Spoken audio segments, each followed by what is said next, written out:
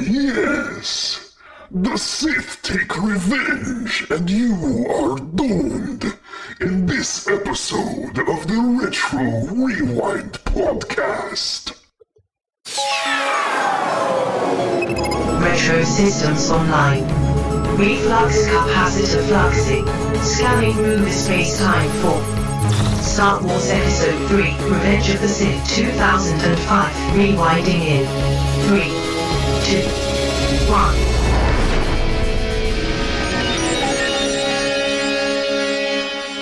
Welcome, Rewinders and new listeners, to the Retro Rewind podcast, where we take a fresh look at movies and games from 15 or more years ago. I'm your captain of the pod, Francisco Ruiz. You might maybe call me a General Ruiz. And I'm joined by your XO and mine, Paul, the Paul J. Powers, not to clone trooper Powers. Hello there. Hello there, Paul. And also for this discussion of the film, Star Wars Episode 3, Revenge of the Sith, we welcome back aboard Administration Officer of the Pod, Ashley Ruiz. Hey, Ashley. Hello there. Oh my gosh. There are other lines in this movie, but guys. That one is one of the best. One of the best. It's classic. And in addition, to Ashley, we are glad to have back aboard Engineering Officer of the Pod, Danae Berg. Hey, Danae. Hello. There. There. I was like, oh, good. It's just a hello. It was. Until it wasn't. General Francisco. Thanks for having me. Of course. Thanks for being here, Danae. And now that you have a quick flyby of who we are, Paul, can you give us a quick overview of the production specs for Star Wars Episode 3, Revenge of the Sith? I'm sorry, I was distracted. Oh, what we're covering. Okay, sorry. Yes. Revenge of the Nerds was released Paul. 1980. What? Paul, no. 84. Not Revenge of the Nerds. Yes. Star Wars Episode 3, Revenge of the Sith. Nerd, Star Wars, Revenge. Sorry. It's an easy mix-up. All right. Yeah. All right. I don't have my sounds working, but that could have been brought to my attention yesterday. You know. Okay. All right. Star Wars Episode I, Revenge of the Sith was released May 5th, 2005 for the PlayStation 2, Xbox, Game Boy Adventure, Nintendo DS, Paul. and Symbian. It's developed, yes. Paul, I know you want us to cover more games, but we're not covering the game of Revenge of the Sith. We're covering the movie. Can we cover the novelization? The book is so good. I don't think we've ever covered a book on this podcast. Oh, it's the your book. loss. Well, why didn't you tell me that? All right, let's go back and read the book. No, we're covering the movie. It's only 434 pages. It's a quick read. All right, I have actually read this one before. So, Star Wars Episode I, Revenge of the Sith was released. The novelization, right? No, I was kidding with you. I'm not going to do that to you. I've read it. It's good. It was released May 19th, the year 2025, according to the notes here, which I don't know what this is. That's it. Cut the podcast. Not retro. No, this doesn't pass the meet the test. I don't know what we're reviewing, folks. It's not Revenge of the Nerds. It's not the game. The movie apparently came out this just in, folks. Anniversary edition. It's the anniversary edition. Exactly. Yeah. Like something like 20 years or something. Yeah. Crazy like that. It's the 20th anniversary. So yeah, there we go. This movie was actually released May 19th in the year 2005, 20 years ago from the recording of this review. Yes. It runs way over the 2-hour mark, about 20 minutes past it for some reason. It's rated PG-13, and it was directed and written by George Lucas. I don't know who he is. Oh my God. But with lead stars being Hayden Christensen, Natalie Portman, and Ewan McGregor. And music was not composed by John Williams, but rather the illustrious John Williams. Unfortunate. Right. So you ready for the box office trivia? I am ready. Ashley and Danae, are you both ready? Ready. Yes. Awesome. And anyone live in chat, Bobo or anyone else, you're welcome to join as well. Go for it, Paul. Okay, Star Wars Episode I, Revenge of the Sith was made for about 115 million, and sadly, it only earned a little bit less than 1 billion at the box office. Gosh, so Like sad. At the box office. Wow. Yeah, at the box office. All right, given this fact, how high in the box office do you think Star Wars Episode I ranks among the movies released theatrically in 2005? And we'll go for the top 50. Top 50. Okay. Oh. Let's begin with Ashley. What's your where do you think it ranks in the box office? I definitely think it's in the top 10, but I feel like it's solidifying where in the top 10. I don't want to give it too much credit because it's generally not regarded as one of the best Star Wars movies. Let's go with 6. 6. That's what I was going to Revenge of the say. Six. Revenge of the Sith. So we'll go with that. Wow. And instead of Danae, do you want Prices Right with 5 or Oh, I'm 7 gonna or do anything like that? 5. Revenge of 5? the Fifth. There All you right. go. Revenge of the All right. Bobo in chat guesses 11. I am going to, you know what? Me being a middle schooler, I'm going to guess 12 because I'm almost 12. So we'll guess that. Paul, where did it actually rank? Well, according to the-numbers.com, Star Wars Episode 3, Revenge of the Sith, came in at number 1 in the year 2005. It did, really. Wowza. I could have sworn I read somewhere that Harry Potter and the Goblet of Fire beat it, but Well, maybe... you can go to the-numbers.com where we get this information. Other websites may say differently, but as I stated, the-numbers.com. Got it. Well, then with that, Danae, your Price is Right pays off. Yeah, there you go. Either way. You went with the win. Good job. Aye, indeed. And thank you for those factoids, Paul. And let's see if any of them factor into our memory mind meld or subsequent roundtable discussion, which we'll get into once Alice has located our target film. Alert. Target located. Spoilers incoming. Establishing analysis vector. Destroy the Sith. We must. On May 19th, the Jedi fight. The ultimate battle.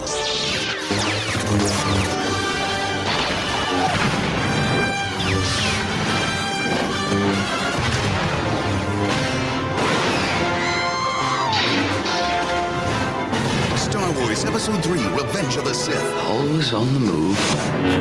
Rated PG-13. Yes, we are always on the move in this podcast, rating movies and whatnot. And one of them happens to be Revenge of the Sith, Star Wars Episode 3. Oh, I thought it was Revenge of the Nerds. All right, go ahead. No, you're wrong again. I'd be okay for that. I haven't seen that movie in about 15 years, but I've seen it. Actually never seen it. But regardless, we're talking about a movie we have seen. And what memories did we have of that movie? And let's figure that out with our memory mind meld synopsis for Star Wars Episode 3, Revenge of the Sith. The not-so-secret Sith Lord fakes his capture to create an opportunity for the Jumper and Mr. Moulin Rouge to rescue him. Surprise! Anaconda and Lady Thor are pregnant. Anaconda. Okay, I don't get that one, but okay. Anaconda. Move along. And Lady Thor are pregnant. Move along. And Obi train spotting is upset by this, so he rides a lizard and then decapitates Saruman. Darth Supreme Chancellor tells Angrykin some Sith bedtime stories to help convince him how worthless the Jedi are and that you can't learn everything from being a Jedi, except the higher ground. Anakin be panicking, so he joins the dark side, fights his former master where the floor is literally lava, becomes an asthmatic cyborg, and the Jedi are nearly decimated. Anakin dies, and Vader is born, and so are Luke and Leia. Wow. I mean, I feel like there's a lot of pieces to that are right, but on the whole, it was deceptive. Angry Angry what? Angry kid. That's so Angry good. kid. Was that yours, Paul? Yeah. Of course okay, it was nice. Paul. I know Paul is the comedic gold of the Retro Rewind podcast. I mean, the only thing that I recognized of mine was like, not so secretive. Okay, while we're at it, what does Anaconda have to do with this? I'm so I didn't confused. put that one. No, it wasn't. me. That was you, Francisco. Why did I say Anaconda? Because it sounds like Anakin. I That's the guess. movie with Jennifer Lopez Yeah, from like 1997. It's so bad. I don't know why I came up with it. So me and Snakes on Ashley, and one starfighter. me and Ashley watched this when it came out to the theater earlier this year, Danae. And we knew we were going to cover this, so we actually sent our memories to Paul before that. So I've totally forgotten what I sent him way back then. So apparently I thought Anaconda was really funny. But, Lady Who Thor. said that? So good. Francisco from the past, explain why you thought that was Like funny. Anaconda. Who said that? I don't. Some crazy person. Okay. Yeah, this crazy man behind me. Based on those memories, as flawed as they apparently were, what rating did they lead you to predict for this film, Star Wars Episode 3, before you rewatched it? Classic, nostalgic, or tragic? And when was the first time you remember seeing this film? I'm going to begin with Danae this time. What was your prediction, and when did you first see this, Danae? Okay. I predicted it would be, I think I predicted nostalgic. It was like a toss-up between tragic and nostalgic. Ooh, Just okay. I know. Because I've seen this and Episode 2 the least, I think, of all of them. Oh, okay. I mean, I've seen them more than once and had been a while, but I remembered them the least of all of them. And I actually saw this on my birthday, on release day, with my youth group. Yes. Right. I was like, our high school youth group did it as like our outing. And it was was released May 19th is my birthday. It's so to I'm like, convert I all the always Sith remember. to be born again, right? I was like, I don't know. Right. I don't know what's going on. Hey, Francisco, they need to be showed the light side of the Force too. Sure, Paul. All right, so nostalgia from Danae. Ashley, how about you? This is going to earn me some eye rolls, but my initial rating was classic, just for the fact that I loved this movie when it first came out. I know I'm going to get so many eye rolls and head shakes, but my initial rating was a classic just because I am so blindly nostalgic for this movie because I went to a midnight showing of this movie on release date. On my birthday. Yes. So I went to a midnight premiere with a group of people who were actually in Jedi garb. Yeah. So I was the only one who wasn't dressed up. I had read the novelization in the month leading up to the movie premiere. I was a diehard Star Wars fan.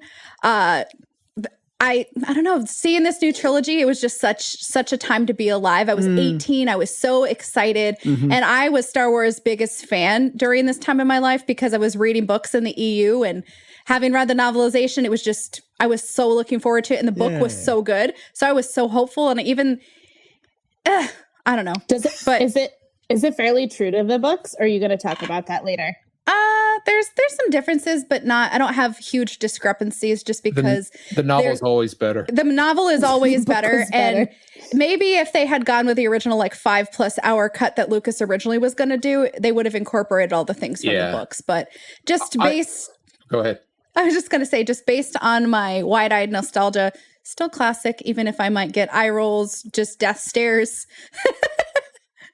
Yeah, people might want to do a force choke on me for my opinions. Well, I mean, no. Bobo doesn't want to force choke you. His eye rolls are eye rolling. So that's all. It's and I understand it's not for everybody, but just based on when it came out, who I was when it came out, the diehard Star Wars fan in me, I just remember always enjoying this movie, even though it's regarded as one of the worst.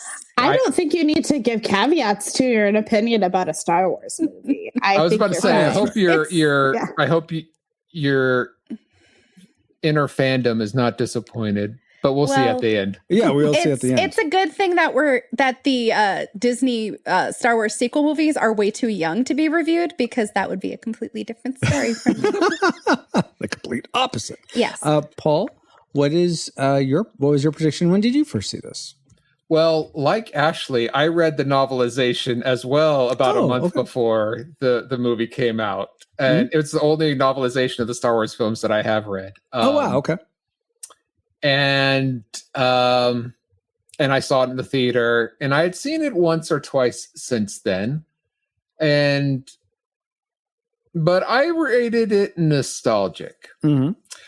We probably won't get into this later, but Danae, to answer your question, one of the biggest differences in the novelization versus the movie, where the novel I thought was better, they really played into the was Obi-Wan having an affair with Amidala, and Anakin was like, oh, I can't trust him, kind of a thing. Yeah. I thought that was really well done in the book. So They actually had an affair? no, they Palpatine was planting seeds in Anakin, trying to dissuade him, and he was even more manipulative in the book than what you see on screen. Okay. And that would actually help a lot. yeah, Right. there was stuff left on the cutting room floor. I actually watched a bunch of deleted scenes a couple hours ago that would have it makes Palpatine easily seem like 10 times more evil than he is on screen in the final cut. But oh my goodness. And you get more context. You get more context to what's going through Anakin's mind. You get more context to what's going on with Obi-Wan. The scene where they just take Count Dooku down like a punk. That's more expansive. That whole fake rescue is like a third of the book there. It is. It totally is. They give so much more detail. Yeah. And they add the scene where they're talking about Liberty dying with thunderous applause. There's this whole like subplot with like the beginning of a resistance that ultimately is going to become the rebellion. Oh, okay. So there's all this stuff that's included that just got left on the cutting room floor. Come on, George, we need that 5 hours.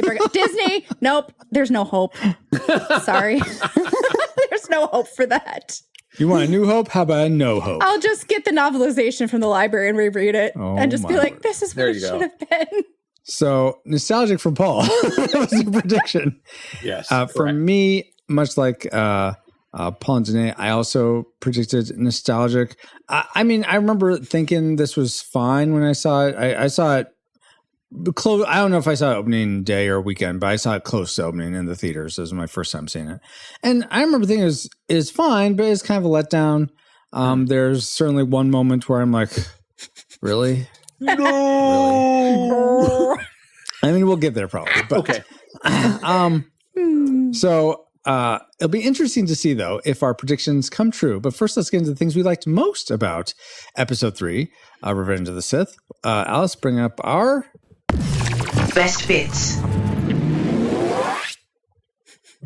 Our best bits, the things we liked most. So, like I just said. And let's begin with Ashley. What's one thing you liked about Episode 3?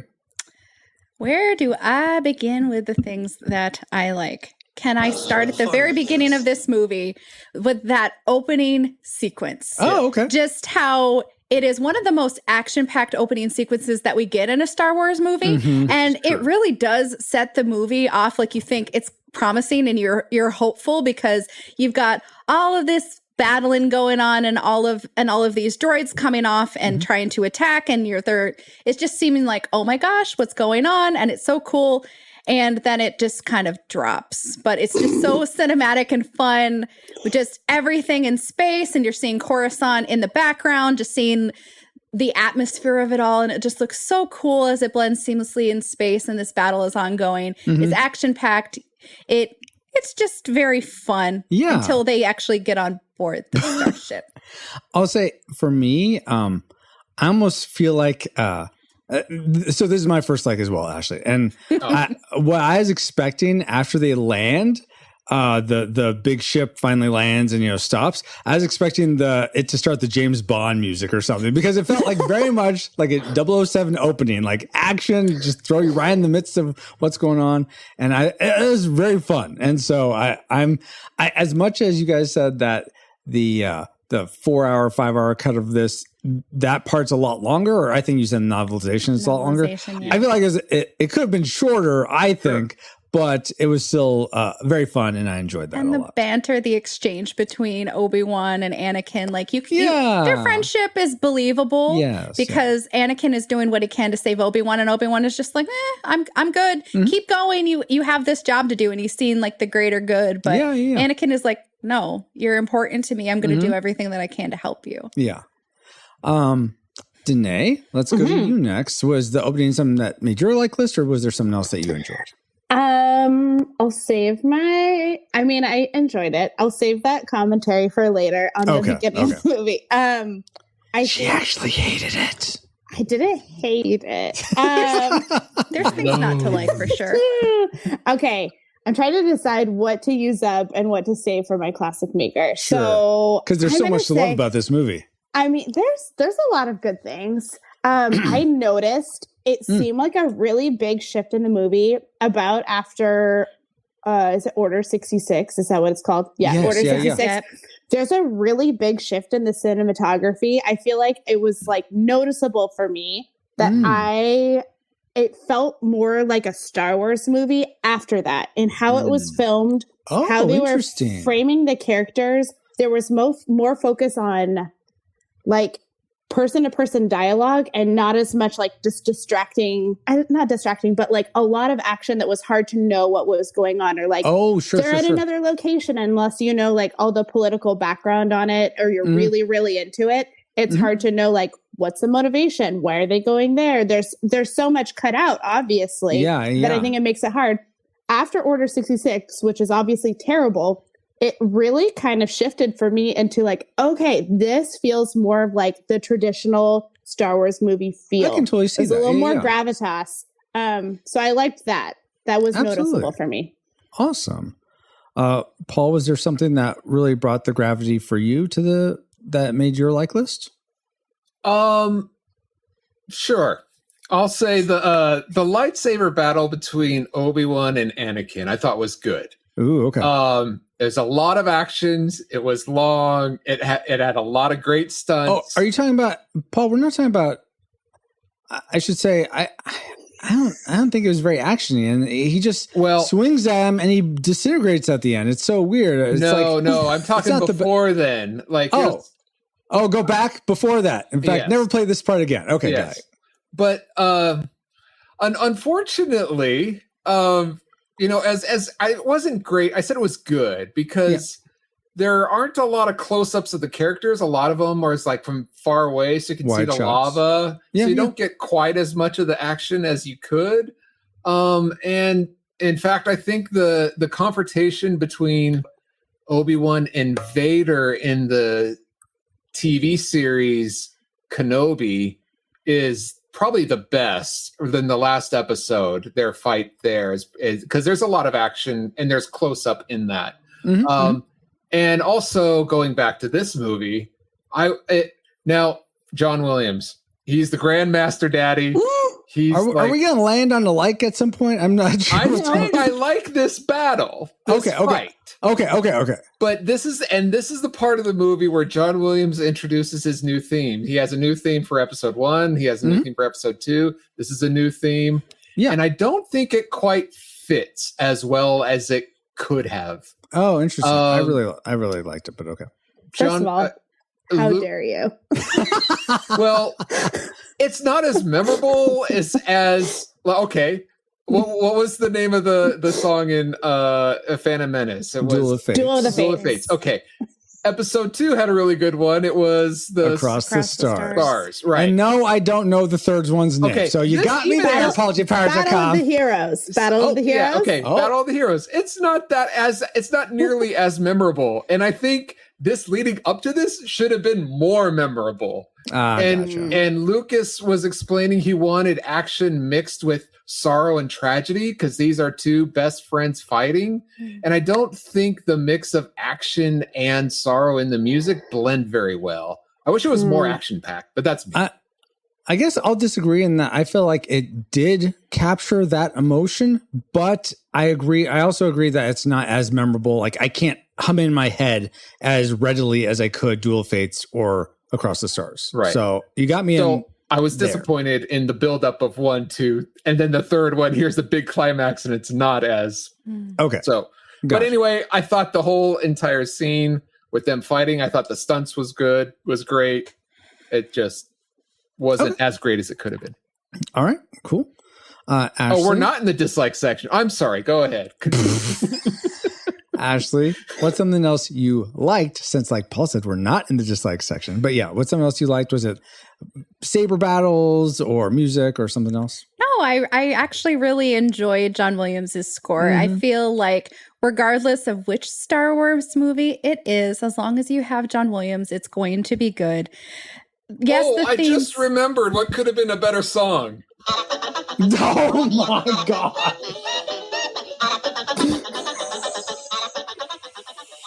Much more memorable than them battling. That would have The been curse something. continues. Ashley, please continue. Oh, I was going to say, I really enjoyed the score. I felt like the orchestral music really did capture the emotionality of each scene that was present. I felt that way during the lightsaber battle because there was just this heaviness and intensity and this tension as it was going back and forth between the battles between Obi-Wan and Anakin, and then the scenes with the Emperor and Yoda. It was gripping to me, the music, just capturing that. And I love how John Williams' music alludes to other themes that are present in the original mainline Star Wars movies. Like motifs? Yes, motifs that just continually are present. And it's like, oh my gosh, that's like the Imperial theme. I recognize this music. I remember telling you when they were playing this, like, Yeah. Exactly. And then after the babies are born, and then like Leia's given away, and you hear Leia's theme for the first time, and you're like, I don't think I noticed that. No, Okay. he reused motifs, and it was just so cool. And I remember recognizing them from specific places in movies. And The Tatooine one was, it gave me chills. absolutely. So and I was getting goosebumps when certain motifs were being played. I'm like, I remember the first time I heard this. I know where I recognize this from. And I even remember telling you, like, recognizing that Imperial theme was from playing like the Super Star Wars games on the Super Nintendo, because that was the music that would play when you died. And the Emperor would be cackling and laughing at you because you failed. So it was so incredibly memorable. And it doesn't matter if I remember the names of what the themes are called, especially in this one, because yes, it's not as memorable as Across the Stars or Duel of the Fates, but gosh darn it, when you are present watching this movie, listening to this music, having all this intensity on screen, it makes you feel what they're feeling. Like there is this adrenaline running through, and Paul is like shaking his head and disagreeing with me in every way. But no, that's not entirely. I love music, and I feel music can make or break an entire movie. And I have yet to be disappointed by John Williams in the Star Wars franchise. And for clarity, John Williams is the best, bar none. And his Star Wars disagree. Point of order. Basil Polidorus is the best, is some of the best up there. So anyway, it's hard to do better than that. John Williams is good. He's great. But he's no John Williams. That's right. I mean, he is no John Williams. That's true. So I was, here's the thing. I was going to let Danae go and then go back and go a few. Bye, and then Danae. And then my classic maker was going to, and then my classic maker was going to be the music as well. But given Paul's comment and Ashley already talking to it, I'm going to go ahead and just say it now that I felt this a lot of the same way you did, Ashley. The culmination of all of the music is just like all the beauty of all the Star Wars music really was infused really well, in my opinion, in this film, and brought such an emotional weight to it that you don't. I think it made you feel like you were watching a return to form of Star Wars, even though I feel like there's a lot that was not handled well. Yes, and it didn't feel like the original series, but it's still it hoped to feel like it. So I'll say it that way. So that's another like I had. Danae, though, I do want to hear from you. Yeah. What was another thing? Do you want me, if I was also going to mention it, do you want me to just do it at the same time? No, it doesn't matter. You can say it. You can say it now or later. It's up to you. Never bring it up. Well, it is my classic maker, so I can save it. Then go for it. Okay. So it's very similar. I just think John Williams' style is a very, like the classic symphonic style. He is the master of motifs, like Ashley was saying. There are so many gifted film composers that I love, but he has been composing just for so long and very recognizable style, very recognizable skill and techniques that he does and how he incorporates it that not a lot of other composers can do as seamlessly. Yeah. So yeah, just beautiful. I can never not mention it if he's the composer for a film. So that would be my classic maker as well. Do I, and I just want to say, do I recall right that Danae, you and Travis, and also Paul, you and Valerie have seen John Williams at the Hollywood Bowl, and where am I totally decepting that? No, many times. Okay, many times. Yeah, I want to say we've been like between 5 and 7 times. Nice. Okay, But awesome. we haven't been since kids because we would go like every That usually year, puts a damper and on then we're things. like, we haven't been. Well, he's barely there now. I Even know. when Oh, he okay. does I know. his, they have John Williams night, and he's only there for like 5-10 minutes or I something. think Oh, it was really? just this last weekend too. Am I wrong? I thought Yeah, I it's saw been some recently. people. Yeah, It's like it breaks my heart every time because I'm like, oh, it's the whole ambiance. It's the people bringing their lightsabers for Yeah, like when they yeah. always do it. It's such a cool experience to see it played with the orchestra, and it's always different. But yeah, we haven't been for many years. Sad times. Yeah. Well, I've never been, if that makes you feel Neither better. have I, Francisco. I've seen many a symphonic orchestra, but the last time I had the honor of seeing one, they played with Weird Al Yankovic, so it was very different. Interesting. That's amazing. Yeah, the Denver Symphony Orchestra with Weird Al Yankovic. It was called the No Strings Attached Tour. He performed original and parody songs, and he performed with the Denver Symphony at Red Rocks, and it was such an epic experience. But he's no John Williams. Not so much. Well, he's a good second best. Oh, He's, wow. he's Close. like top 5, but he's no John Williams. Let's go with another not John Williams alike. Paul, what's something else you liked about this film? Okay, this is just me, but seeing Senator Organa's ship each time Oh, yeah. Oh, his Where- car? The car ship? where they have the white interiors Oh. with the one from hallways. A New The Hope. big one. Yeah, Okay. where it brings back Yeah. memories of Rogue One and New Hope. It just Yeah. the inner nerd in me was squealing. I smiled when I saw it. I'm like, this is the ship from the beginning of A New Hope. We're here. Oh, I love Yeah. this. So that was fun. It was. It definitely was. I nerded out too, Paul. Short, sweet, to the point. It was just epic seeing it on screen, seeing it set up exactly the same way when we're Yeah. first introduced. And it's like, Some of the 3PO scenes with him in the hallway. It's like, wait, is this shot from Star Wars? yeah. But it wasn't. It was just so well recaptured. Yeah. What a absolutely. beautiful homage to the Yeah. original trilogy. And now, so we've had a mix of classic makers said and just other likes. So we're just going to say the last like you have for this section. Danae, what's the final like you have for episode 3? Other than some other dialogue, I think this movie has some great lasting quotes. Oh, in yes. this. So, I mean, you've got hello there. You've got the what's the line, Ashley, about the how This How is it how dies. liberty dies Yes, with that thunderous one. applause. yes, there's a lot of Not great from a Jedi. recognizable quotes that are still viral today. So I love it. One of the best things about the original trilogy is the memes that we got from them. Yes. Yes. Absolutely. I hate you. I love that one superimposed with like parenting a toddler. It's like, I love you. It's like, I hate you. Yeah. So uncivilized. Oh, my word. Awesome. All right.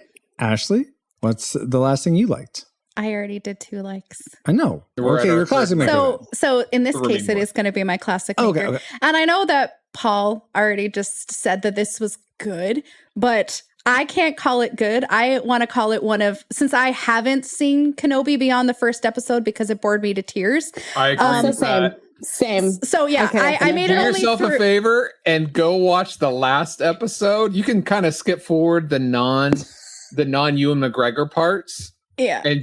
and watch it. Do yourself a favor and watch the Ewan McGregor parts of the last episode. I will say, since I didn't make it through Obi-Wan beyond the first like half of episode 1, I get it. honestly, my favorite part of this entire movie is the lightsaber duel between Anakin and Obi-Wan. It is everything I would ever want a lightsaber duel to be, because the choreography, just Yes. the moves that go into this, where it's set, the music, the tension, the emotionality of everything, how they stop and there's all this stuff going on in the background. You've got these workers on Mustafar who are just kind of navigating around them. Why are you on my head? Yeah, this robot that Anakin is just on. The robot is just programmed to do its job, and Anakin is just on top of it. And the robot just looks like kind of like, what the heck is going on? There's just so much going on, Mondays, and it is and it is just so entertaining and so fun to watch. I think of all the other lightsaber duels that happen throughout the original trilogy and in this one, and this is just the piece de resistance for me. It is everything that I would ever want in a lightsaber duel. And I love how it leads to, like, you were my brother, I loved you, and how it just ends. Super and emotional. Anakin goes down like a punk, and it doesn't end the way that I would want it to. But gosh darn it, that just the culmination of it all, where it starts to like getting up to that climax, and then he jumps, and then it's just over for me. But even in the book, there's just this conflict that Obi-Wan has. He can't kill Anakin. He just can't do it. And and it goes back and forth between their two perspectives in the novel. So seeing it on screen, knowing that added context from the novel is just like, oh my gosh, it just makes it so much more meaningful, and just adds so much more tension, and just makes it such a more rich viewing experience having that extra context. But I love it. I love it all. I'm a big choreography nerd because I danced for so long. So being able to appreciate the choreography that goes into any type of battle, whether it's like just fighting or a lightsaber duel, paired with the music and everything that's going on. Ugh, chef's kiss. I will say I agree to the fact that this is one of the best sword fights in cinematic history, especially with the choreography. So I will agree with you guys for the most part. I do have one quibble with it, which I will get to in our dislike section. That's fine. But I'm curious, what is your favorite? If other than, let's say, if this one's your favorite, then what is your second favorite lightsaber fight throughout all the Star Wars movies? You can include Disney or not, doesn't matter. For me, I'll say, just to go first, for me, it's the one from Phantom Menace. I feel like Duel of Fates with Darth Maul is very epic. That's my second. That is my second after this one. Daenerys, Paul? I'm trying to think. It's hard. It might be Kenobi for me, the one that I mentioned. Oh, okay. Unfortunately, they split it up into two different parts. They have something in the middle to break another B storyline in the middle. Oh, they play the Arquan Bird song probably for you. That's probably what they do. No, that would encompass it. But yeah, I wish they hadn't split that up. But I think that one might be it for me. How about for you, Danae? If you can think. Yeah, I mean, those are all good too. I'm trying to remember like Rey and Kylo Ren, but that's not, I mean, that's the newer ones. Yeah, but you can include those if you like that. I'm trying to, it's been a while. I'll tell you the worst one. Oh no, maybe I'll say, I'll tell you what, I know somewhat something's coming, so I'll save it for later. I'll tell you what my worst lightsaber battle was. Later. No, I want to know. Oh, okay. No. I'll tell you later. Okay. If not, remind me. I mean, the other ones you guys mentioned would be the ones that I remember the most. So I was like going off of that, but gotcha.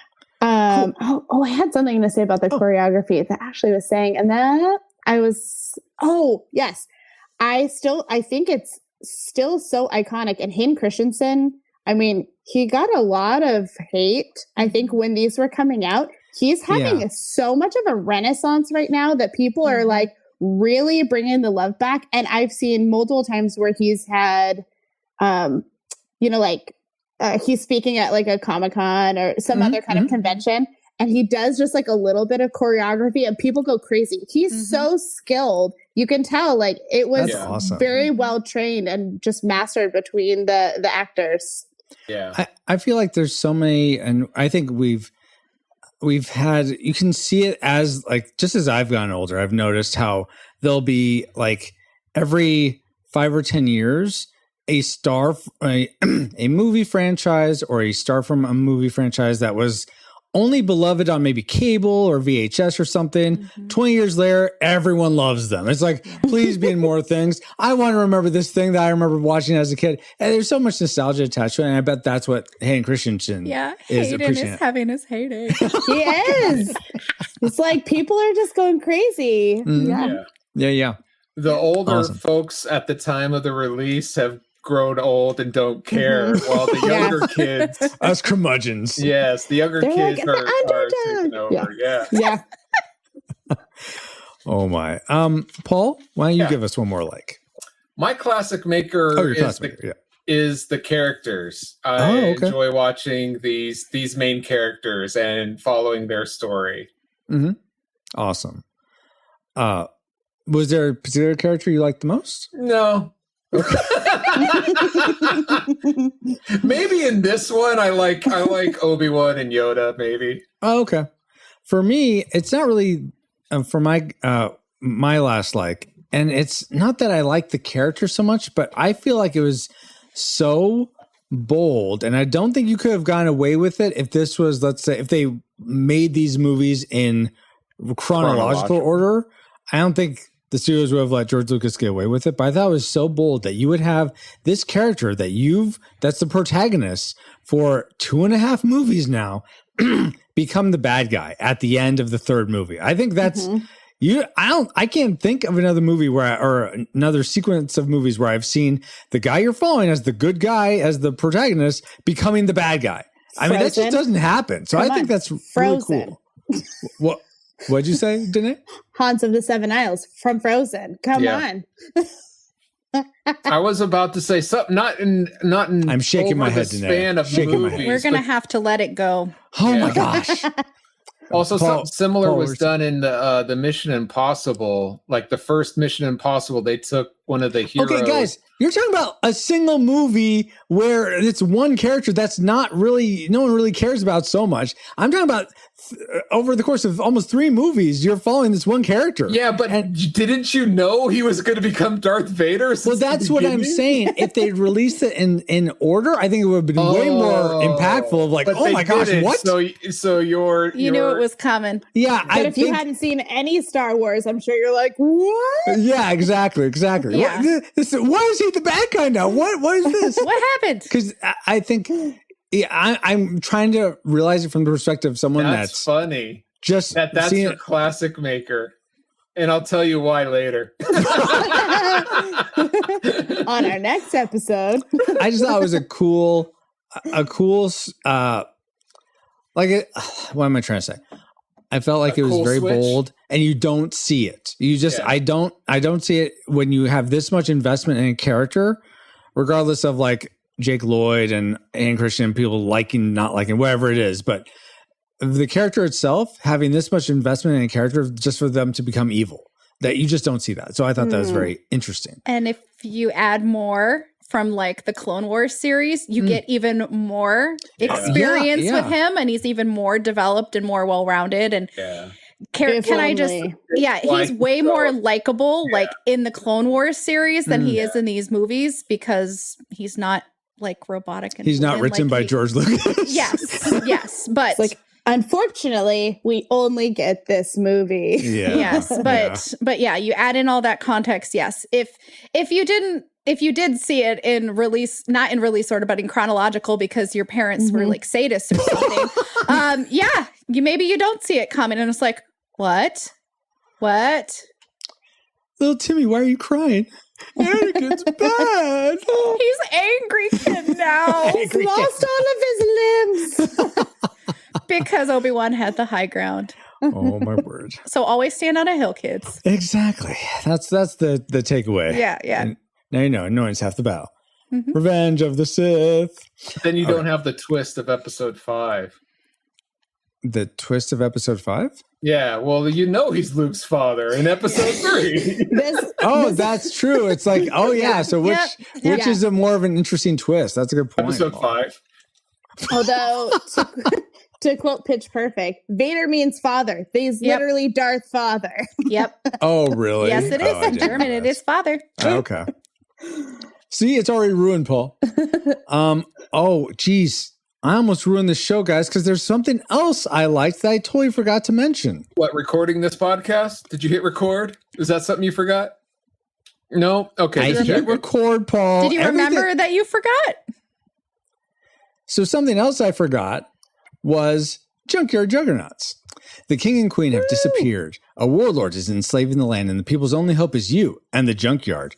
Junkyard Juggernauts is a fantasy adventure board game of mechs and tactical combat in pixel art that harkens to Chrono Trigger and Final Fantasy VI. This 1 to 4 player game is designed by Francisco Ruiz. That's me! And you will play as a Mageneer, drafting cards to build arms and legs of a magic-fueled mech, aka a Juggernaut, before taking on the warlord.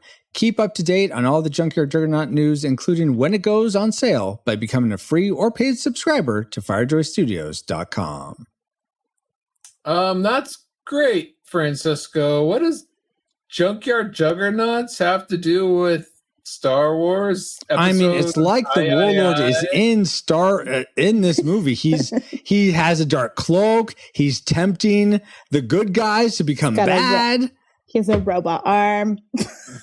Lots he doesn't really have a robot arm, but okay, no. Well, And the mechs are junkyard's in kind the of like lava. droids. yeah, mechs are like droids. Yeah, There's a volcano in the land of Galmany. So There you go. Might as well be on planet Mufasa. Ooh, say it again. Mustafar? no, Mufasa, I think. Mufasa. Play Mufasa. It's Mustafar. Much Yes. too far. All right, Paul. You know what? You caught me. You caught me red-handed. It has nothing to do with Episode 3, Revenge of the Sith. I'm sorry. As a penance, I don't how about believe some you're trivia sorry. about this film? What was that, Paul? I don't believe you're sorry. He's not. Do you want some trivia or not? Maybe. Sure. Wait, about Junkyard Juggernauts? I'm sure I can give you trivia about that. No, about this movie, Star Wars Episode 3. All right, sure. Okay. All right. So, did you all realize for the Kashyyyk environment, the planet where all the Chewbacca's are, Wookiees, Francisco. Wookiees, yeah. Wookiees. All the Chewbacca. On All planet one of them. Kashyyyk. Kashyyyk. The Chewbacca family.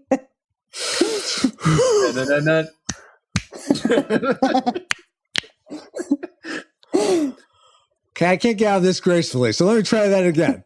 Did you all realize for the Kashyyyk environment, the planet where all the Wookiees are, which Chewbacca is one of them, the art department for Star Wars Episode 3 turned to the much derided The Star Wars Holiday Special from 1978 for inspiration. Oh, yeah. Though personally, on a personal note, I would say they don't really, having me and Paul have seen the Star Wars Holiday Special, and it doesn't really, I don't remember Kashyyyk and that looking anything like this. No, there's not Wookiees in the trees watching specials on holographic TVs. Or Exactly, yeah. Dressed in red robes or... Yeah, it is very strange. But with that all in mind, my question to you all is, which Star Wars movie, many people think of the Star Wars Holiday Special as their least favorite movie. I'm curious for you all, which Star Wars movie is your least favorite of the 9 pre-Disney Star Wars movies? And we won't count Revenge of the Sith in case that is your least favorite, because that might tip your hand about this, what your final rating is. So of the 8 other movies, so it'd be Phantom Menace, Attack of the Clones, New Hope, Empire Strikes Back, Return of the Jedi, Star Wars Holiday Special, Ewok Caravan of Courage, and Ewoks Battle for Endor. Which is your least favorite Star Wars film? Paul, let's start with you. That's easy. It's still as much as people dislike and hate Ewoks, even though they teamed up with what's his name to fight diabetes. Brimley. Yeah. I would much rather watch those any day, all the movies any day than watch the holiday special again. So that's by far the worst for me. Okay. All right. Danae, how about you? So I have never seen the holiday special. Okay. I would assume based on its IMDb rating of like 2.2, it would probably be my least favorite. But of the ones I've seen, Caravan of Courage, I had to go back and look at our ratings for the podcast. Oh, and yeah. We unanimously rated that tragic, so I went with that one. Makes sense. Battle for Endor, we all said was nostalgic. So I'm like, I haven't seen them since then, but Yeah. I haven't either. I'm sad that we rated that it's unanimously tragic. I just feel bad for it. Caravan of Courage. Yeah. It was so bad. Well, it should have been better, Paul. It's not our fault. It's its fault. I guess. I mean, I trust myself. I'm just sad. Ashley, how about you? Well, based on all those ratings, I can definitely understand why most people would regard the holiday special as the worst, and then probably the Ewok movies in like second and third. But I have no context for any of them, so I feel like I can't give them the worst rating. I will say of those that I've seen, that I have seen, I have to say Attack of the Clones by far is the absolute worst. Just because it is intensely boring. The only good thing that we got from that movie are the sand memes. I hate sand. Of course, that is literally the only good thing that came out of that movie. Because, and the music. There's two things. And the music, but it is the music. It is your M&Ms. So boring because that movie is that the name is such a misnomer. There is no attack from any clones. There are cool things that happen, but it is just so boring. And the Phantom Menace is cool because it was the first Star Wars movie. Racing. It had pod racing. I loved the video game. I had it on the N64. It's great. I have it on my computer to Duel this of day. Fates, there's a lot going for it. Attack of the Clones is just boring. It is so boring. I saw it in theaters on a date when I was 15, and it was boring then. It's boring now. I never remember what happens in Attack of the Clones. I just remember Anakin. I know the clones don't attack. Yeah, the clones don't attack. Anakin gets his like hand cut off by Count Dooku. I thought they did attack at the end, but it's not a true attack because it's a misnomer, and it's just like I can't with this. Not Goku. Saruman. Christopher Lee. So Darth Tyrannus, I do want Tyrannosaurus Rex. I do want to say this from chat. Baba said Yoda plus Wilford Brimley equals gold. Except they weren't in the same movie, Baba. That would have been great. That would have been hysterical. Warren Davis. I'm sure if I ever see any of those things, which I highly, highly doubt that I will, based on how disregarded they are by Star Wars fans. But ask me again once the Disney Star Wars movies are old enough, and maybe things might change. Maybe. Oh yeah, that's what I was gonna. Thank you for bringing that up because one of those has the worst lightsaber battles in my opinion. Oh, absolutely. And that is, for me, it is the middle one. The name escapes me. Last Jedi. The Last Jedi. When Rey and the young brat Kylo Ren team up, and then they fight those people. I'm wasn't that the one you said you were liking today, or no? I was saying the different one when they're fighting each other. Not when they're fighting each other. When they team up and they're fighting the guards. The Force Awakens. It's so ridiculous because they use they have the Force. They don't use it. It's like, is that when they're fighting the Red Knights? Yes. Okay, I know what you're talking about. And these are Force users who don't use the Force. So it's the most ridiculous. Anyway, great trivia, Francisco. Thank you, Paul. And now that we've all had some trivial fun, let's find out what you, the Rad Rewinders, had about Star Wars Episode Revenge of the Sith. Nathan James Norman remembers, I showed this to my kids when they were a bit too young. I remember holding my hands over their eyes as Anakin baked on Mustafar.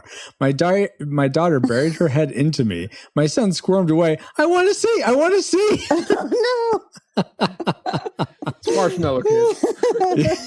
Get marshmallows? Wow. I hate you.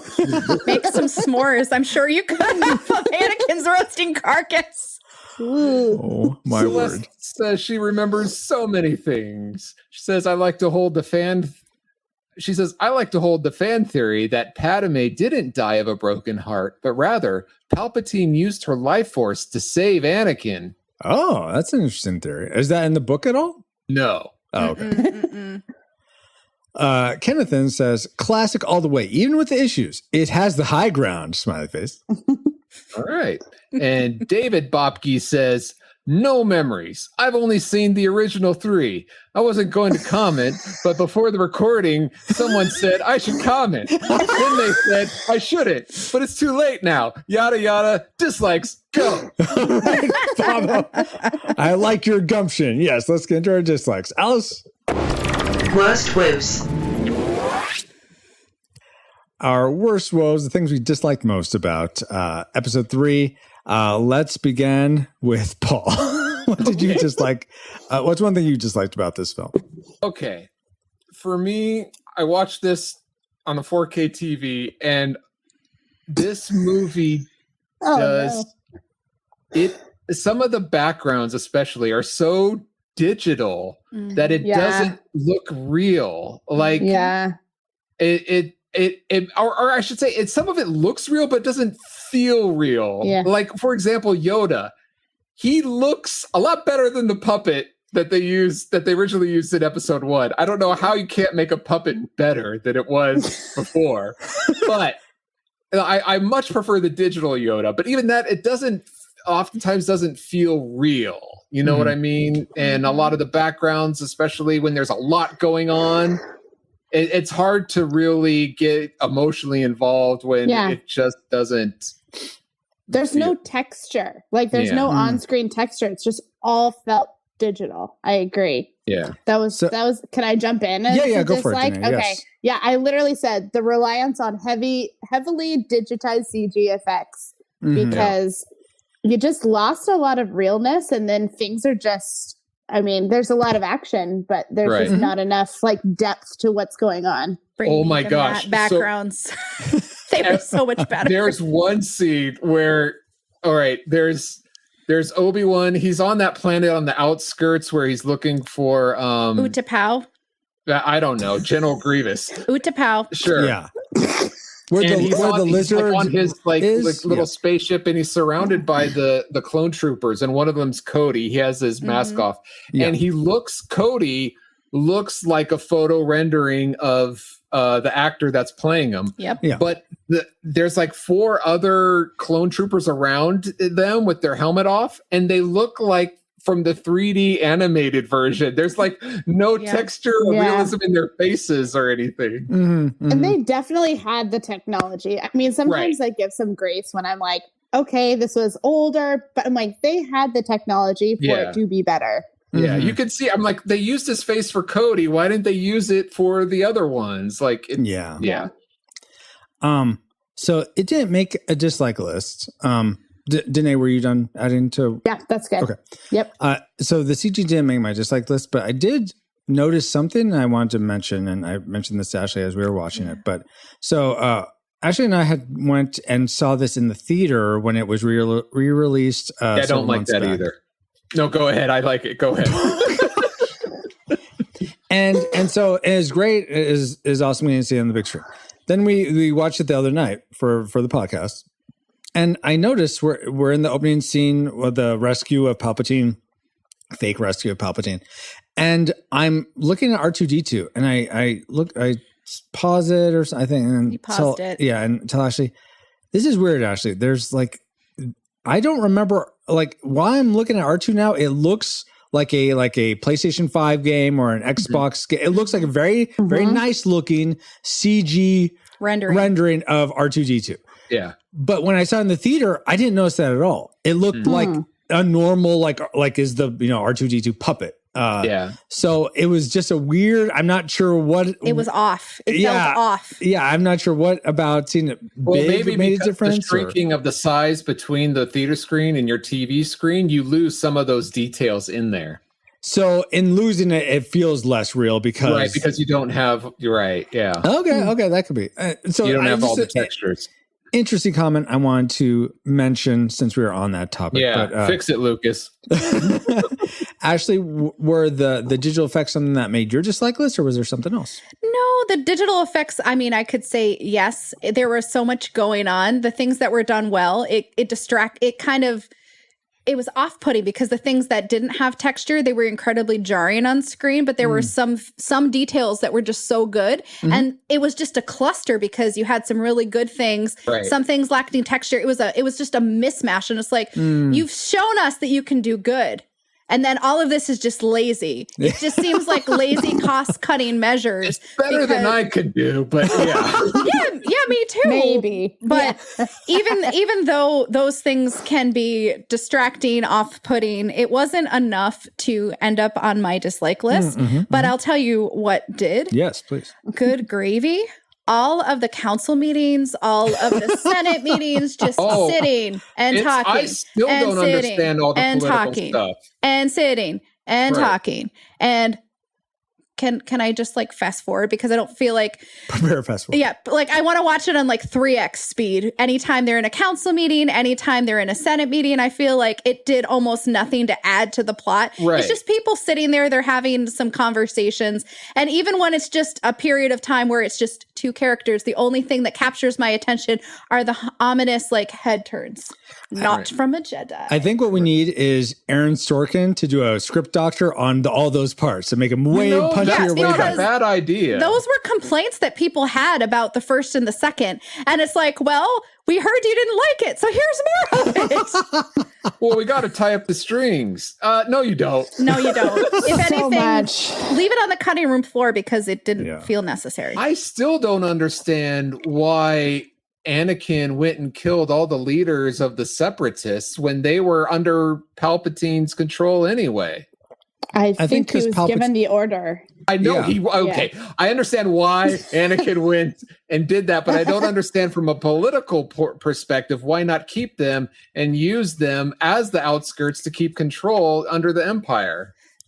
Because he already had a plan, because something that was left out. And this was something that ended up on the cutting room floor. The Separatists, they had nothing to do really afterward, because when it was a deleted scene, and this was something that I watched today. It was a Senate scene, and Palpatine actually installed what were going to be known as the Imperial Moffs. He installed governors in different star systems. So he had way more control than he ever needed. He was setting the pieces for what would become the Empire. So before why not he use those people as governors, since they're already rulers of planets in different areas, and then the Empire's reach can be farther? They were just pawns in his scheme. They served their purpose, and they had outlived that purpose. And according to the Sith, once you have gotten value from people, they're no longer worth anything to you. So it was just easier to not have to deal with them, because I'm sure the Trade Federation, they had their own demands, their own expectations, and I'm sure that Palpatine paid lip service to them to get them, manipulate them to achieve the end that he had in mind.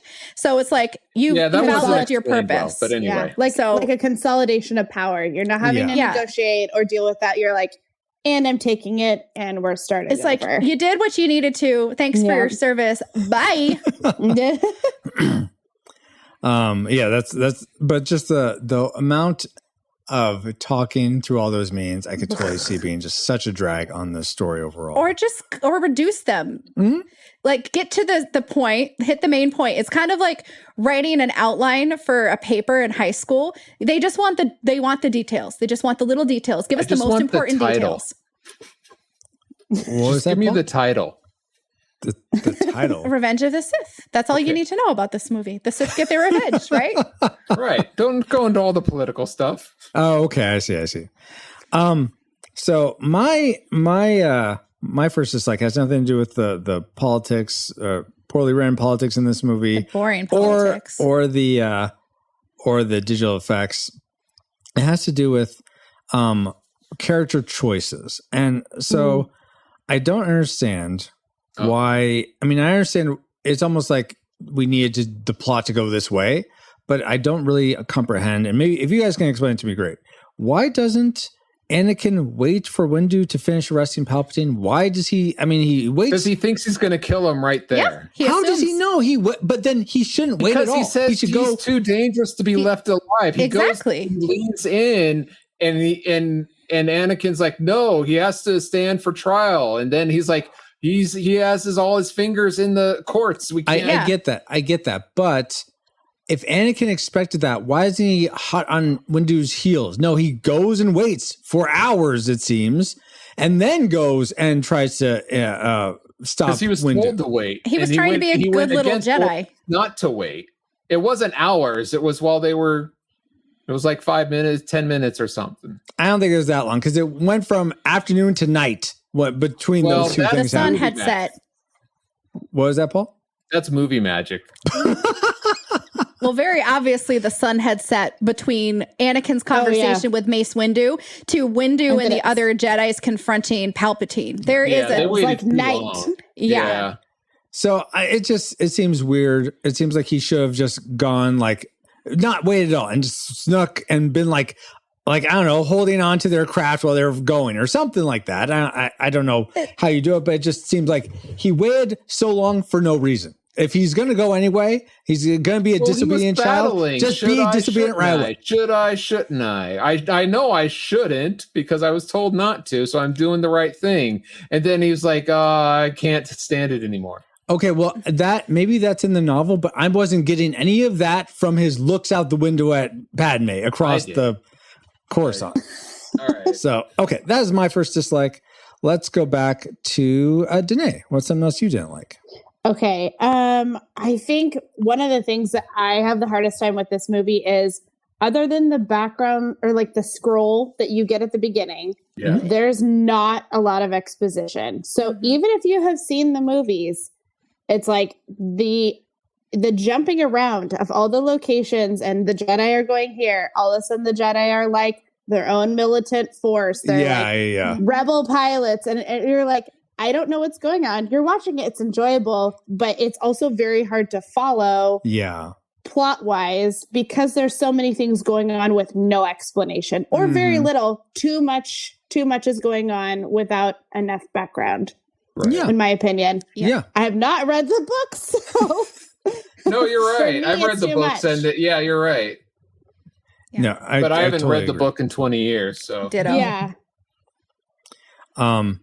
Ashley, did you feel like a lack of exposition was present, or was there something else you disliked? I mean, I can definitely see they're assuming that you know what should be going on. They're assuming that you know more about Star Wars than the average movie-going fan would know. Yeah. And I think that is definitely a missed opportunity where they could just add tiny bits of dialogue. Or maybe they even tell you that this is the planet, because there are setups throughout the movie about Kenobi going on his headhunting to go track down Grievous to Utapau and take him out. And there are these little things, but you have to be paying such close attention. So close. Blink and you'll miss it. So I can definitely understand that. And I feel like the only reason why I am able to follow along is because I've seen it so many times. And I did read the novelization, and I am a diehard like pre-Disney Star Wars fan. So I like internalize everything that's going on. So I remember it, but definitely not it's not something that's on my dislike list, but I'll tell you what was. Yes, please. Honestly, just the motivation of Anakin to seek out Palpatine. I had a nightmare. My wife is going to die in childbirth. Oh, I thought you were saying you had a nightmare. And I need to save her. And I need to save her. I had a really bad dream. And this skeevy Sheev Palpatine man. And I just telling me, oh, I knew this Dark Lord of the Sith, and he had this power to create life, and he could save others from death. He couldn't save himself because he was killed in his sleep. But he says, I'm sure together we could figure it out. And it's like, there was no promise. It's like, if we work together, I can promise and do this. Like, don't commit to the skeevy Dark Lord of the Sith unless he gives you like a definitive answer. He was alluding that I might have this power. I was the apprentice to this dude. But he didn't say we'll figure it out together till after she died. I know, but it's so dumb. It's like, really? You can't trust him. You've known him since you were a literal 9-year-old, and he was a senator from the planet where the girl that you had the hots for as a little kid, and then eventually went on to marry and father a child with. Yes, she is your everything, but you can't make one person the center of your world and have a nightmare determine like, I am going to do a complete 180 because I don't want to lose her. I had a bad dream about my mom, and I found her right before she died. He was having multiple. I know, but it's like, you can't trust someone who says like, oh, have you ever heard this tragedy of Darth Plagueis the Wise, blah, blah, blah, blah, blah. I'm going to just give you little shreds of information, but I'm not going to actually demonstrate to you how I can help you. I'm going to manipulate you into thinking that keeping me alive is the only way that you can save your wife. Right. Well, go ahead. I was going to say, that was one of the things on my list is he had not even said that he was a Sith at that point. How did Anakin not question, how do you know about this? How do you know about his apprentice? There was no questioning. As a senator, you hear a lot of things from a lot of people. Right. They're so secretive that everyone knows. Yes. That's a fair point. That was on my list. I was like, how is he not seeing, reading between the lines here? He's basically telling him that he's a Sith. Otherwise, how would he know any of that? In the books, they explain. Stop it! Yeah. All right. I'll stop. He reveals himself much earlier in the book. So there is added context, and he actually reveals himself well before that. And Anakin is just kind of but he's like, I'm not going to tell anybody. The ends justifies the means for him. And in the books, it explains how the Sith are using the dark side of the Force to cloud the judgment of the Jedi and hold back their powers even. Oh, wow. Okay. Interesting. Yeah, but for me, it's not enough motivation. It's like, really? You're going to give up everything that you've been working for the last 10 plus years. I know you love Padme. She's your secret wife. And you're going to have secret babies together that nobody knows about, even though she's showing. And it's like, what is going on? But just because you trust this man and you've known him since you were a literal child, he hasn't demonstrated to you that he has any capability of doing anything. So it's a far stretch. Even watching it again and again and again, it's just like, really? You're giving up. You're going through all of this and you're giving up everything because you had a series of nightmares. You couldn't talk it through and work it through. You should have probably gone to therapy, Anakin. So he did talk to Yoda. I know, but he just he was consumed by it. You know what's even more tragic than that? Is that the later Disney versions introduce force healing, which nullifies this whole point. Oh really? Yeah. Like force healing of your mind, or what do you mean? No, physical. So they could have. So he essentially could have just healed Padme, is what you're saying. Oh, yep. Okay. But wow. Nope. You're breaking my heart. You're going down the path I cannot follow. That was great acting right there. By Natalie Portman. Too bad she didn't use it when dying. Yeah, right? Paul, what was breaking your heart about this movie? What's something else you disliked? I'm a Star Wars fan.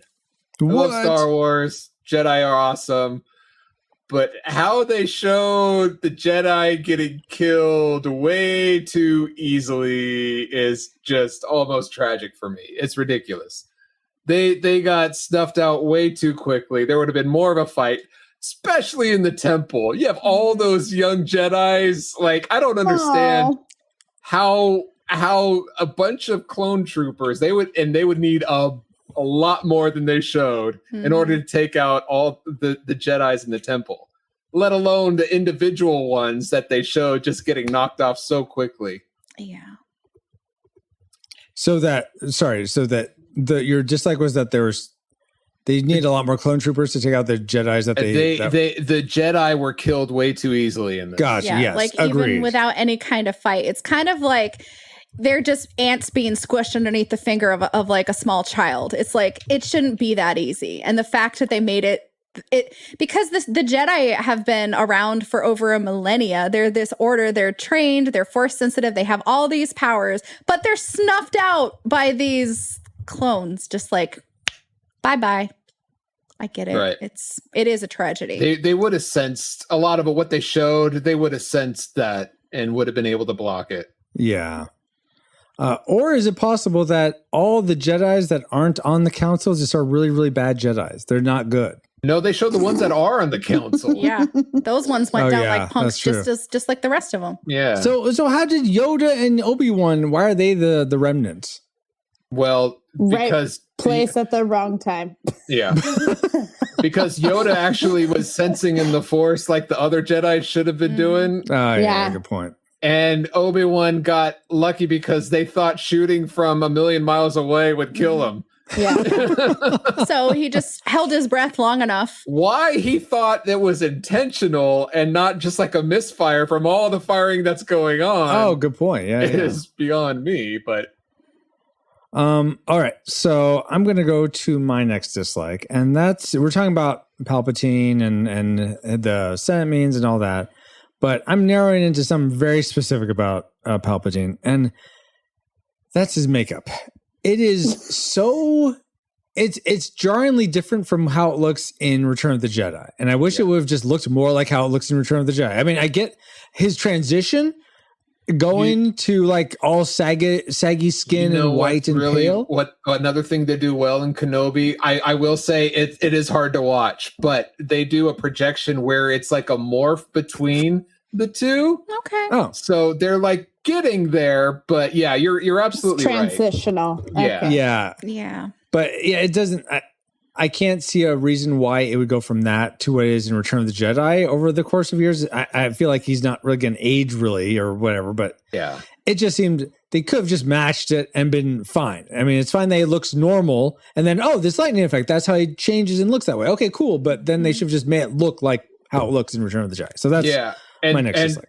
Oh, my what made my dislike is like he looks so hideous and like disfigured. Mm-hmm. Like, I know you're not supposed to do this, but I wouldn't believe anything the guy said after looking he like goes that. and speaks in front of the Senate, and I'm like, no I don't one care questions it at all. who you were, but you're obviously not who you were. So Yeah, exactly. I'm How not do we know listening to you're you still the same anymore. person? Don't Exactly. pay attention to Yeah. my face. He's like, and deformed. You don't It's even like- sound the same. Yeah, you don't sound the you don't look- same. you don't sound the same. You don't look the same. Is this like, are we on candid camera prank right now? Like His this is a outsides joke, match his right? insides. It Yeah. finally caught up with him.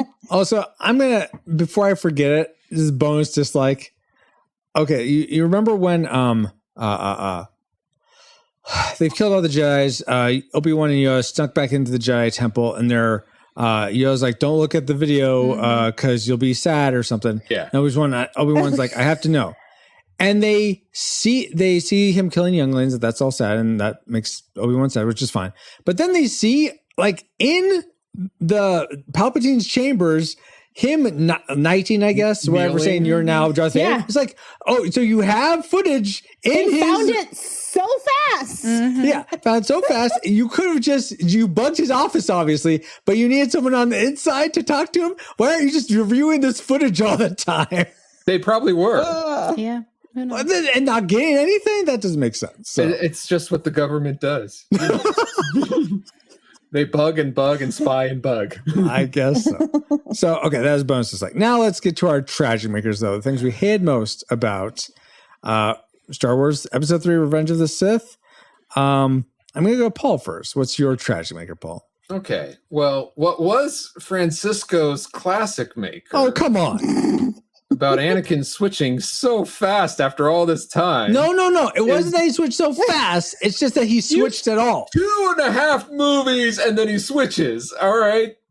Okay, fine. The switch happens too fast. I will agree with you in that. And that's I'm just my saying the tragic fact maker. that he switches at all You got was it. my classic maker. Anakin with this stupid big hair helmet, and then he switches so easily Yes. and Yes. bows before Palpatine, and then immediately goes to killing younglings. Yeah. It's like, Yeah. it doesn't make any The sense. It doesn't. The character motivation is so bad. Right. Yeah. So bad. And then after finding out, like, oh, Palpatine doesn't know the way, well, I'll just force choke kill you because that's what I've done to everybody else. Mhm. And then maybe I'll make up with Obi-Wan because he's still alive. And maybe, I don't know. It just doesn't make sense to me for Yeah. someone who's gone that long. Yeah. I completely agree. And that, I would say, is not a discredit to my classic maker. All right. I take that back. Okay. But I completely agree with you there. Yeah. Danae, was that moment happening too fast something that was your tragic maker or something else? Yeah, it ties in with that. It's Oh, okay, very related. So mine was just how much of the foreshadowing was very obvious and done way too early in the movie. Yeah, Down to yeah. like the costume choices, like Anakin wearing all the dark robes versus the rest of the Jedi. I mean, that was from the first scene. So it's like his attitude. So his was switch just wasn't like, fast enough. They protected it too quickly. It was I mean, it was too obvious. I'm like, if you know what's gonna happen, I wanted more nuance. I wanted to see more of the struggle, like we've talked about through this. Like, that would have been in the books or would have been cut out. But it's so unbelievable, Anakin, but also just like the Jedi Council. I mean, they're seeing him struggle They're setting him up to fail. I'm like, there's all of this that just feels really contrived. Yes. As well as the motivations behind things to like get to this end goal. Or like not end goal, but like end plot element. It was just so much given away too early. The foreshadowing was really obvious. Yeah. The attitudes were bad. It's just, I don't know. It didn't seem realistic to me. So it wasn't done well in that transition part. I agree with you there. But you mentioned the council. This is just I'll throw a bonus out for anyone who for anyone who's seen the Clone Wars, not the animated, not 2D animated, but the 3D animated. Yep. Well, even some of the 2D animated. It shows I've seen both. It shows Anakin. He's had adventures with all these people on the council. He's saved their lives, and he knows like he is, for the most part, better than each of them sitting there. And so it makes more sense that he's frustrated why he's not on the council when he's looking at him and he's like, I saved you, you know, and you're telling me no, like. But it's like he can't see the forest for the trees because of his attitude. Yeah. Exactly. So, but I agree with you. That wasn't shown as well as it could have. Yes. Yeah. He just looks like a punk, and they're all seeing him like a punk, but nobody is helping him or reaching out or like, hey, which they should have been. Right. We're training you. They're not doing that. They're setting him up to fail we're putting you with this guy that we want you to spy on. We see that you're having these struggles. You're telling us about your terrible dreams. No one is helping him. Right. Yeah. And they're the master supposed to be. I'll just throw this in a bonus. Oh wait, I already did. Here's another one. All the bonuses. One of my favorite memes is when Anakin goes in to kill the younglings, and jeez. And the boy goes, Master Skywalker. There's too many of them. And he goes, wait, did you call me master? And then he joins them. Well, all right then. Yeah. I noticed that several times they referred to other people, I forget who, refer to him as Master Skywalker after he's already turned, and it doesn't make sense. Oh. Yeah. So I want to get to Ashley's next dislike, but I do want to throw in a Francisco's Fabulous another fan bonus. Fiction. No, Francisco's Fabulous fan fiction is fabulous. I think it would have been perfect. And Danae, you said something that made me think of this. You said, hey, he's in black right away. And I made me think, isn't he black in Attack of the Clones? But no, he's in sort of the normal Jedi garb. I think it would have been really great if he was in that up until during the first sequence in the movie. Then he kills Dooku, and he almost puts on black to be in mourning. And it actually, he doesn't realize it at the time, but it's actually he's turning more to the dark side. And that's just a show of that. But maybe he just believes he's doing it because he's in mourning for something he committed. So I think that would have been a cool little sort of transition, so he doesn't just star in black. It's like, why is he in black? Right. So, he likes to hide in the shadows because he's hiding away so that people doesn't know he's hanging out with Padme. All right, now that Paul, Danae, that's your tragic maker. That's sort of that whole element of Anakin turning too fast and whatnot. Everything was obvious. Everything was obvious. Yeah. Ashley, I'm curious if your tragic maker will be obvious to us, or if it's something like, whoa, what the junk? Well, it should be obvious because that was nearly what mine was completely as well. Okay. We know that Anakin is going to become Darth Vader. We know because this is who we're introduced to in A New Hope. Now, if you're watching chronologically. No one is doing that, husband. No one is doing that because that removes so many elements from the original trilogy. No, don't do that to yourself. Don't do it. But friends don't let friends watch Star Wars chronologically. Exactly. I mean, I have only because I saw it in the order and it was released, and it makes it so much more rich. But knowing what we know, that he is going to become this big villain. He's going to be Darth Vader. He's going to be the second in command in the Empire. He's this larger than life villain. He's menacing. It's hard to take Anakin Skywalker's fall to the dark side seriously, knowing what we know of Darth Vader, because it just seems so unbelievable for the fact that it's just for such a reason. It's like, really? It goes back to the whole motivation here. You're having bad dreams. You're going to lose your 2. love. 2 bad dreams. You had 2 bad dreams. You're not. There's more in the book. You're not being honest with the people around you. Yeah. And honestly, you literally go in like less than 2 minutes. You go through what have I done to I'll do whatever you want, my master. Right. So really, your allegiances can change that quickly because you somehow believe, and Palpatine is saying all these things, and it's enough to just completely flip you and have you just be this menace. And then from confronting and going, oh, he's a Sith Lord, and confronting Mace Windu, it's 9 minutes in the movie. 9 minutes he goes from, oh, we have a Sith Lord in our midst. Oh my gosh, I need to tell everybody. To 9 minutes later in the cinematic, in this movie, and then he is killing younglings. Really? Like watch movie time. Yeah, in watch time, it is 9 minutes. 9 minutes. He goes from finding out the Sith Lord, telling the Jedi Council, oh, we need to do something about it. Oh, I'll do whatever you ask, my master. And Kill it's younglings. I don't think I'll do that. it is way too rushed. And honestly, the motivations for him becoming Darth Vader and everything that leads to the end, it could have been done so much better. Yeah. And he's supposed to be this epic villain, but his origin story is pitiful and pathetic. It's like, really, dude? That's your motivation? You had some bad dweems about your secret baby mama? I'm sorry, Anakin. That's not enough motivation because if you actually just dreams, it's actually the future.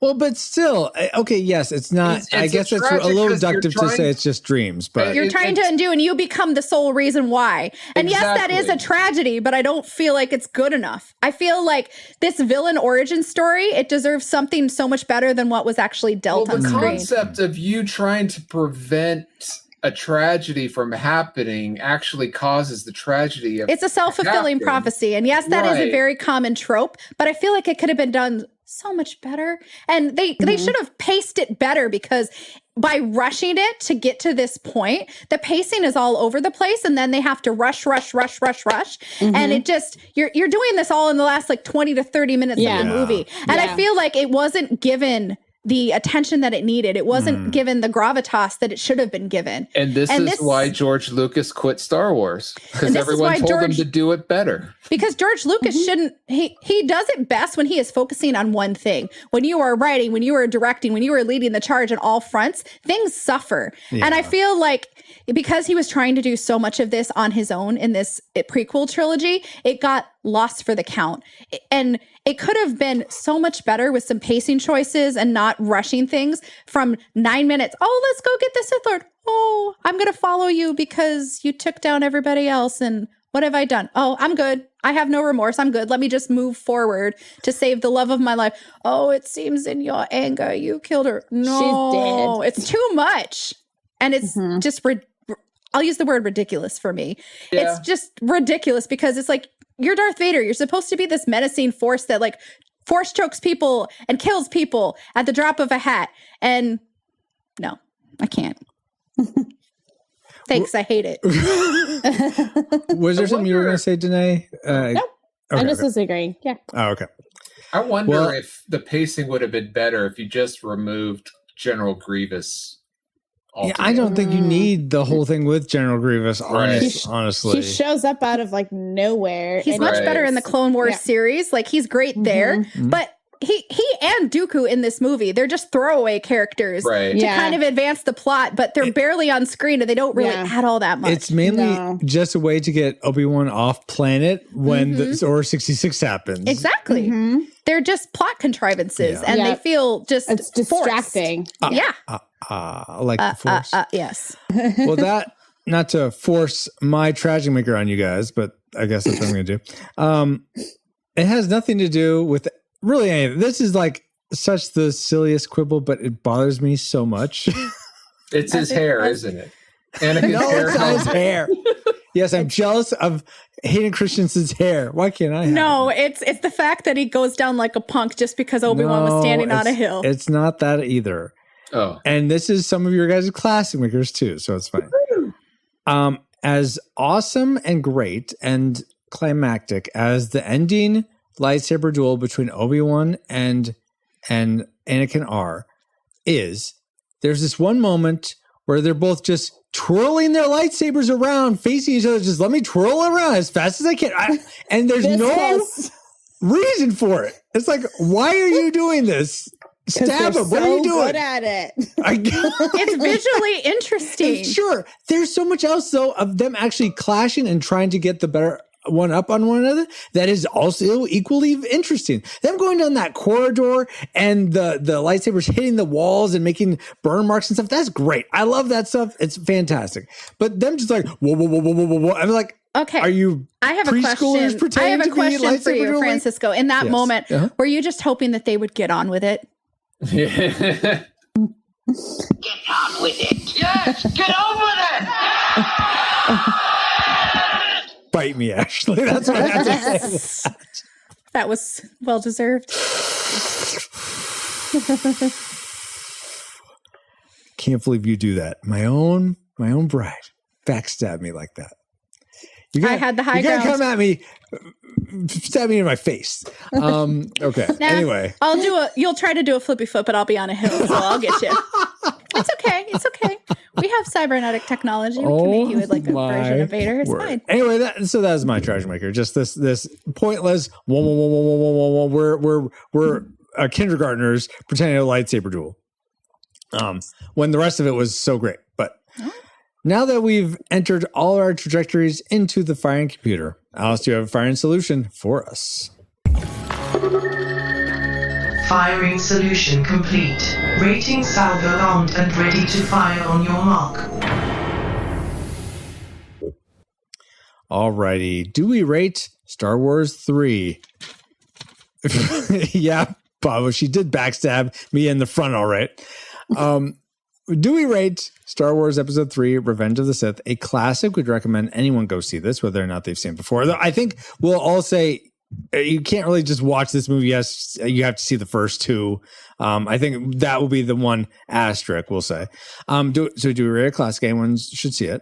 A nostalgic, if you remember liking it growing up or when you watched it last, yeah, it'd be fun to watch it again. It won't be a waste of time. You'll enjoy that. But if you've never seen it before, yeah, keep it that way. Or do we rate it a tragic? It's not worth anyone's time today. If you've never seen it before, definitely keep it that way. If you have seen it before, don't sully any good memories you have of it with a rewatch. So let's begin with our guests as we like to. Let's start with Danae.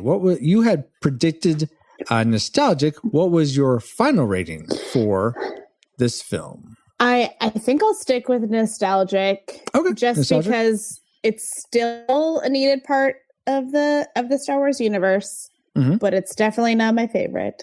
Okay, all right, very fair. Ashley, you were the sole person to have predicted classic. Did it stay classic for you? Did it change at all? Classic. It did actually stay the same, okay. Because it is part of the Star Wars universe. You can't take this away because it adds to the original foundation that was set by that original trilogy. You can't separate it.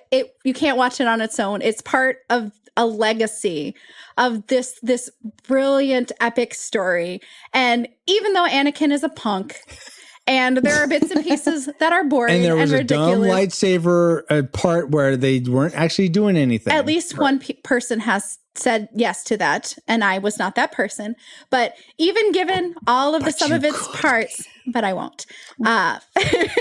She's not going to bow and change her mind. I'm not changing my mind. I am a diehard fan of the original and prequel trilogies. I am that millennial who saw it in theaters at 18. I love it at 38. I don't think it's ever gonna change. I know it's bad. It's not the best. It's generally regarded in the bottom rung of Star Wars films. And you know what? It's awesomely bad in my world. And you can't separate it from Star Wars. It is just embodied there. Love it, hate it. It's a classic to me. And it doesn't matter what anyone else thinks. No one can change my mind. You know what, Ashley? I love that you said that because, I mean, there's lasers in this movie and it's awesomely bad. There's another awesomely bad movie called Laser Mission that we definitely should watch. And I think you would love it as well. No. Yes? Oh, I don't think so. No. This is a long running meme between me and Ashley about this movie called Laser Mission. I won't bore you with it, but Too late. wow, Paul. Thank you, Ashley and Danae. So we have classic and nostalgic, but before we get to me and Paul's reigns, we go to you, our reflux capacitors, the people that support the podcast. Thank you so much for your support. And according to you guys, you rate Star Wars Episode 3, Revenge of the Sith, a classic as well. Wow. So now we have two classics. Someone's and as nostalgic. misguided as me. Maybe. We'll see. Well, More than Paul. one. Paul, Yes. you had predicted nostalgic. Where did it end up for you? And because everyone else is staying the same, I'm gonna stay the same. Why not? No, Okay. but seriously, I rate this nostalgic because I think it's a Star Wars movie. It's a Star Wars movie. It's Star Wars one of the movie. better ones comparatively to especially the holiday special and some later ones that may have come along. That's the only comparison. No, another comparison is Is it the holiday special? All right, it's a nostalgic. It's the No, I think it's enjoyable if you're going to go through the saga. It's a needed, like I said, like it's been said before. It's a needed part of the saga, and I think it's Serviceable. well done. I don't know, but it's there. yeah, It's there. but it's not a movie that I would recommend anyone, whether they've seen it or not, go out like I would for Episode 4. So it's when it's there at a buffet, all you can eat buffet. Yeah, get some. Why not? But If I want a the main entree, you have well-balanced to pay meal, for it. No if way. I want a well-balanced telling of the Anakin saga, then I need to, yeah. And if Okay. you're a fan of Star Wars, I think you'll like. There are parts of it you'll definitely like, so Yeah. I recommend it to those people. Yeah. Just not the bubble shows. Yeah, the bubble shows. Oh my gosh. All right, so we have That stupid opera that made my dislike list that I didn't bring up. Yes. It was on my dislike list too. we have two classics, two nostalgic. So I will be the tiebreaker. Oh no. Tragic. It's gonna be nostalgic. I can see it on Why his would face. Why would I rate this a tragic, guys? Except it so is not a tragic. I rate a nostalgic. Yes, you can see on my face. Apparently, I can. Ashley. I know. I called it from the very beginning. Yeah, nostalgic for me. It was fun to get to rewatch again, but it's certainly not in the upper echelon of Star Wars movies. I feel like if you enjoyed it, seen it previously, yeah, it'll be fun to revisit again. Like when me and Ashley went and saw it in the theater, it's very enjoyable. Glad you got to experience it. Definitely worth it. But it's not like, oh yeah, let me put on Revenge. Like I remember I'll show the story probably again in more detail when we get to Return of the Jedi. But I remember watching Return of the Jedi over and over and over and over and over and over and over again. So this is not that movie. I would not watch this over and over again. So nostalgic for me. So according to the Retro Rewind podcast, we rate Star Wars Episode 3, Revenge of the Sith, a very disputed nostalgic film. Sorry, Kennethan. Definitely watch it if you've seen it before. But if you've never seen it before, probably just go on to the original trilogy. Maybe. We're going to be rating those soon. But unless you're watching all of the Star Wars movies, the original and prequel trilogy on Star Wars Day, you can't skip it. I'm sorry. Yeah. You can't. You can, but it's a disservice to you. It is. It is right. A perfectly serviceable movie. It's a disservice to skip it. Francisco, when you were talking about being able to like rewatch some of the movies over and over, I feel like that to me feels like the difference between like the plot being standalone. Like you can watch the original trilogy independently and not need a lot of you're going to miss some plot. But some of these, like the episodes 1, 2, and 3, you really do need more of those together. Otherwise, standalone, you can't just come in blind. Yeah, so exactly. that is I think a really interesting insight that you brought up. I am quite insightful. But now let's incite ourselves back to the present. 20XX. ComSat online, awaiting incoming transmissions. Yes, it feels good to be back from 2005 back to 2025. But we wouldn't have been able to travel back in time to begin with if it weren't for our amazing reflux capacitors, namely Deborah Powers, Geek Devotion, Drew the Cellcast, Ashley Ruiz. Oh, you're right here. Woohoo! Kenneth and Fabulous Lomax, that's our Bob, also in chat. D. Tungsten, Daryl Hafner, Cool Deluxe, Dustin, He's a Big Deal Warford, Flux, Redeemed Otaku, in addition to 2 other awesome patrons as well. Thank you all so much for keeping the gigawatts coming. And if you want to help keep us flying and get bonus content for your generosity, head over to retrorewindpodcast.com/support or firejoystudios.com/subscribe to start. Because this stream is sponsored by PaulJPowers.com. It will make a fine addition to my collection. Say, Francisco, we really appreciate all the support we get from our listeners, especially financially, but some are not able to contribute financially. How can they support the show? They can vote me to have emergency powers to be the empire of all podcasts. Aha. I see where this is going. Actually, are you having bad dreams? No, but really, here's a great way you can support the show, even if you can't spare any change. So you, listening, probably enjoyed this episode if you made it this far. So if you aren't driving, tap the share icon in your podcast player for this episode and send it to a friend saying, I know you like Star Wars or Revenge of the Sith, so I thought you would like this podcast on it. Cool. And I'll bet they'll thank you for it. I'm sure they will. And speaking of thanking people, actually, we want to give a big force hug, but not so much that we kill them in their... Yeah, but we want to give a big thank you to Ashley Rees and Dana Berg for supporting. So close. Paul. What is it? It's been so long. Dana? What did I say? You said Dana Berg. Did I? Dana Berg, yes. It was so bad, I thought it was on purpose. Unless that's your alias. Don't feel bad doing it last week. I don't know if I've ever called you that before. Yeah. Last week he called there's a Suzanne on the show, called her Susan. So don't feel alone. These notes. I'm right. Sorry. Jonathan Williams.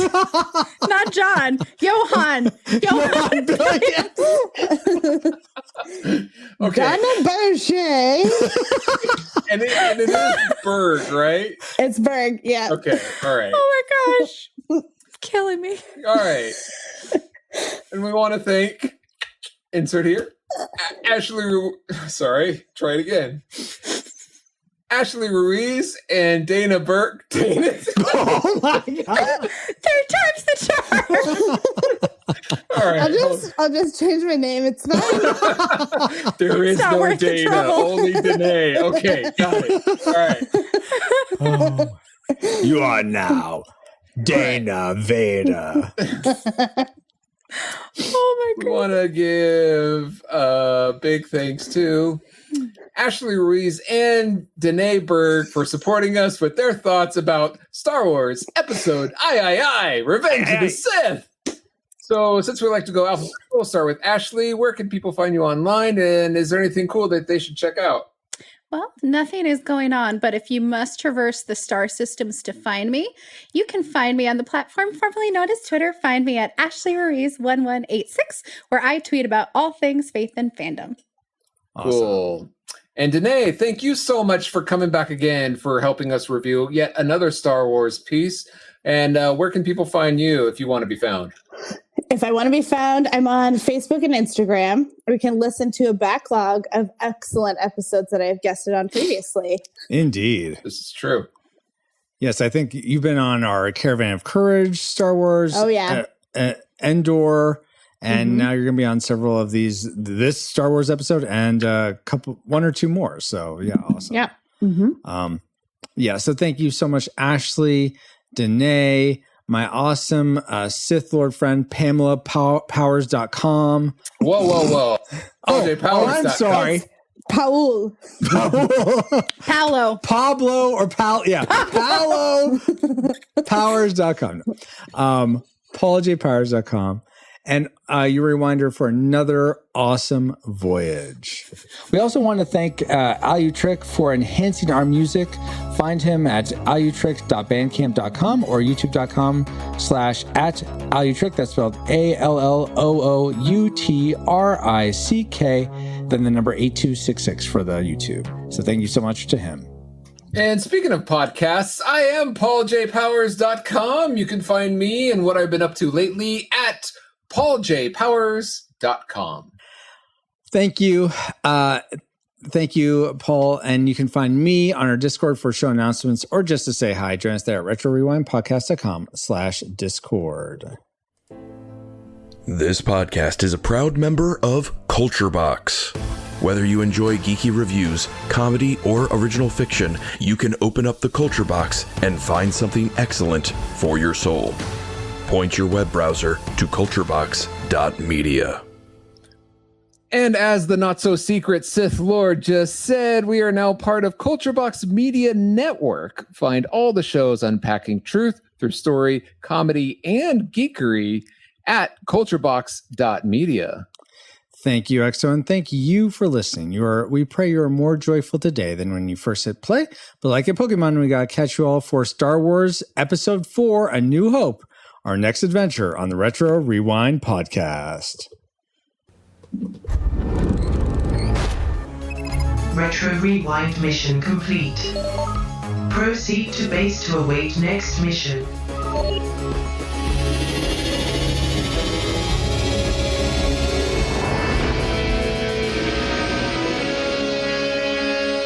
Goodbye, old friend.